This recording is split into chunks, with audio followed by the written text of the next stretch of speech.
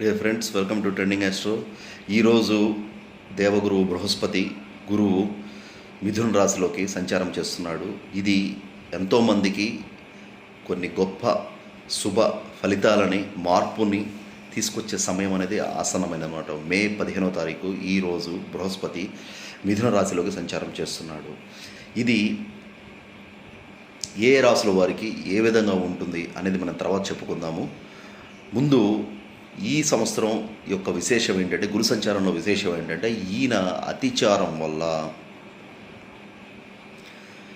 October నుంచి December 2025 వరకు కూడా ఈ యొక్క 3.5 నెలలు కూడా ఆయన కర్కాటక రాశిలోకి ప్రవేశించి కర్కాటక రాశిలోకి సంచారం చేసి వక్రించి మళ్ళీ మిథున రాశిలోకి మళ్ళీ వెనక్కి వస్తాడు. వచ్చే సంవత్సరం జూన్ వరకు కూడా ఆయన మళ్ళీ మిథున రాశిలో ఉంటాడు. సో ఈ సంవత్సరము ఈ గురువు యొక్క ఫలితాలను మనము చెప్పేటప్పుడు మిథున రాశిలో సంచారాన్ని, కర్కాటక రాశిలో సంచారాన్ని రెండింటిని కూడా పరిగణలో తీసుకుని రాశుల యొక్క ఫలితాలు ఎలా ఉన్నాయి, గురుగ్రహం యొక్క ఫలితాలు ఎలా ఉన్నాయి, ఏ రాశి వారికి ఎలా ఉన్నాయి అనేది చెప్పడం జరుగుతుందన్నమాట. సో మేషరాశి వాళ్ళకి, వృశ్చిక రాశి వారికి, కర్కాటక రాశి వారికి మిశ్రమ ఫలితాలు ఉంటాయన్నమాట.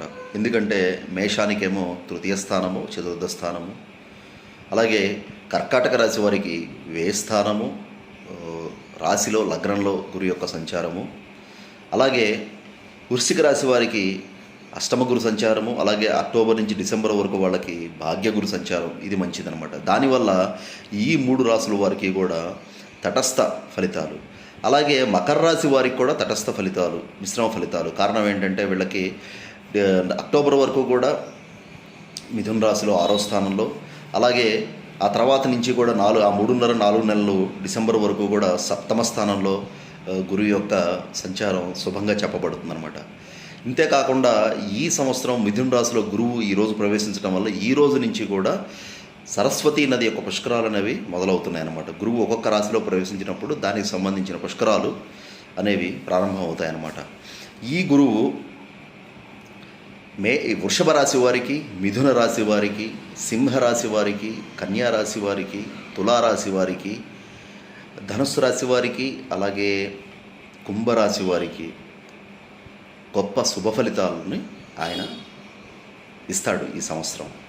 సో దీనివల్ల ఈ రాశుల వాళ్ళు, ఉద్యోగస్తులు కానీ, వ్యాపారస్తులు కానీ, కొత్తది ప్రారంభం చేయడానికి కానీ, ఉన్న దాంట్లో ఉన్నతి పొందడానికి కూడా శుభ సమయం అన్నమాట వీళ్ళందరికీ కూడా.